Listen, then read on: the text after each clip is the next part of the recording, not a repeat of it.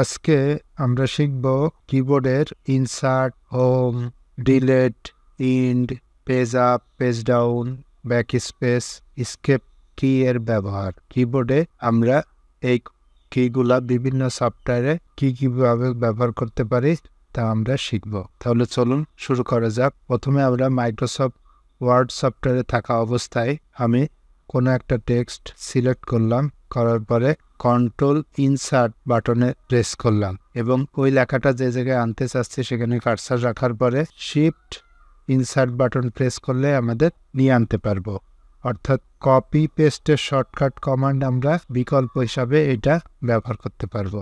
আমাদের এমনি shortcut key হচ্ছে কন্ট্রোল সিতে কপি, কন্ট্রোল ভিতে পেস্ট, এটা হচ্ছে ডিফল্ট শর্টকাট। পাশাপাশি আমরা এইটার মাধ্যমেও করতে পারি। কন্ট্রোল ইনসার্টে কপি এবং শিফট ইনসার্টে পেস্ট হবে। আমরা আমার চ্যানেলের বিশ্বজিৎ আইটি নামের মাঝে আমি কম্পিউটার লিখব, লক্ষ্য করে আমরা লিখতে পারছি। এবার আমি ফাইল থেকে অপশন থেকে অ্যাডভান্সে যাব। এখানে আমরা ইউজ দ্য ইনসার্ট কি টু কন্ট্রোল ওভারটাইপ মোড, এই টিক চিহ্নটা যদি দিয়ে রাখি, ওকে করি, তাহলে আমরা এখন ইনসার্ট বাটন প্রেস করার পরে আমি যেমন টেকনোলজি লিখব, তাহলে লক্ষ্য করে আমার আইটি লেখা শব্দটা মুছে গিয়েছে। অর্থাৎ যেখানে কার্সার রাখবো আমি এখন টাইপ করলে আমার ওই লেখা পূর্বের লেখা মুছে লেখা হবে। আবার যদি ইনসার্ট বাটন প্রেস করি, এবার যদি পুনরায় লিখি, তাহলে আগের লেখা আর মুছবে না। ইনসার্ট বাটনের মাধ্যমে আমরা এই কাজগুলা করতে পারবো। এরপরে আমরা যে লাইনে কার্সার রাখবো তার হোম বাটন প্রেস করলে ওই লাইনের শুরুতে যেতে পারবো। ঠিক অনুরূপভাবে ইন বাটন প্রেস করলে শেষে যেতে পারবো। হোম হচ্ছে একদম শুরুতে আর ইন্ড হচ্ছে একদম শেষে। আমরা যদি শিফট বাটন প্রেস করা অবস্থায় হোম বাটনে চাপ দিই, তাহলে পুরা লাইনটা সিলেক্ট করা যাবে। কন্ট্রোল শিফট হোম বাটন যদি প্রেস করি, তাহলে আমরা যে জায়গায় কার্সার রাখবো সেখান থেকে শুরুর যতটুকু অংশ পুরাটা সিলেক্ট করতে পারবো। ঠিক অনুরূপভাবে আমরা যেখানে কার্সার রাখলাম control shift in button press করলে শেষে পর্যন্ত সিলেক্ট করতে পারবো। কন্ট্রোল শিফট ইন্ড, কন্ট্রোল শিফট হোমে শুরুর অংশ সিলেক্ট করা যাবে এবং শেষ অংশে যেতে পারবো। আমরা যদি ইন্টারনেটের পিডিএফ ফরম্যাটে থাকি, হোমে যদি প্রেস করি তাহলে একদম শুরুতে আসবে, আর ইন্ডে প্রেস করলে একদম শেষ অংশে চলে যাবে। হোম দিলে শুরুতে আসতে পারবো, ইন বাটন প্রেস করলে একদম শেষে যেতে পারবো।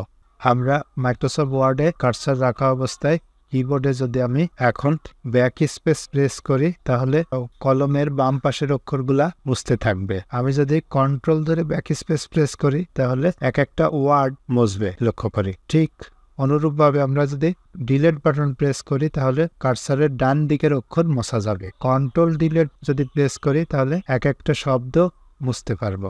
কন্ট্রোল ডিলেট, আমি কম্পিউটার শব্দটি সিলেক্ট করলাম, ফন্ট কালার করলাম, ফন্ট সাইজ পরিবর্তন করলাম, ফন্ট পরিবর্তন করলাম। এখন যদি আমি অল্টার ধরে ব্যাক স্পেস বাটন প্রেস করি, তাহলে font size, font colour, font যে পরিবর্তন করছিলাম সেগুলো সব পূর্বের অবস্থায়, অর্থাৎ কন্ট্রোল জেডে আন্ডুর মতো কাজ করবে। অল্টার ধরে ব্যাক স্পেস এই আন্ডু করা যাবে। আমরা যদি কন্ট্রোল বাটন ধরে রেখে পেজ ডাউন প্রেস করি, লক্ষ্য করি আমি যে ব্রাউজারের যে ট্যাবে আছি পেজ ডাউন দিয়াতে তার পরের ট্যাবে যাচ্ছে। আবার পেজ আপ যদি প্রেস করি, তাহলে আবার আগের ট্যাবে, এভাবে আগে পিছে করা যাবে। কার্সর থাকা অবস্থায় পেজ ডাউন যদি প্রেস করি, তাহলে লক্ষ্য করি আমরা ধাপে ধাপে পেজের নিচে নামতে পারছি। আবার পেজ আপ যদি প্রেস করি, তাহলে ধাপে ধাপে উপরে উঠতে পারবো। মাউসের চাকা ঘুরিয়ে এই উপর নিচ আমরা করতে পারি। এবার আমরা দেখব এসকেপ, ESC, কিবোর্ডের একদম শুরুর প্রথম বাটনটা। এই এসকেপ দ্বারা আমরা যে কোনো অনাকাঙ্ক্ষিত চার্টকে বাতিল করার কাজে ব্যবহৃত হবে। যেমন আমি যদি কন্ট্রোল W প্রেস করি, তাহলে আমার ডকুমেন্ট বন্ধ করার জন্য অপশন আসে। আমি এই চার্টটাকে বাতিল করব, কিবোর্ডের এসকেপ প্রেস করলে ওই চার্টটা উঠে যাবে। কন্ট্রোল ও দিলাম, ওপেনের ডায়লগ বক্স আসে। আমি যদি স্কেপ দিই, তাহলে পূর্বের অবস্থায় আবার ফিরে যেতে পারবো। আমরা যদি কন্ট্রোল হোমে চাপ দিই, তাহলে একদম শুরুতে যেতে পারবো। আর কন্ট্রোল ধরে ইন্ডে চাপ দিই, তাহলে একদম শেষে আসতে পারবো। আবার এই চ্যানেলের ভিডিওটি যদি ভালো লাগে, তাহলে লাইক, কমেন্ট, শেয়ার করতে ভুলবেন না। আমার এই চ্যানেলে নতুন হয়ে থাকলে চ্যানেলটি অবশ্যই সাবস্ক্রাইব করবেন। এতক্ষণ ভিডিওটি দেখার জন্য অসংখ্য ধন্যবাদ।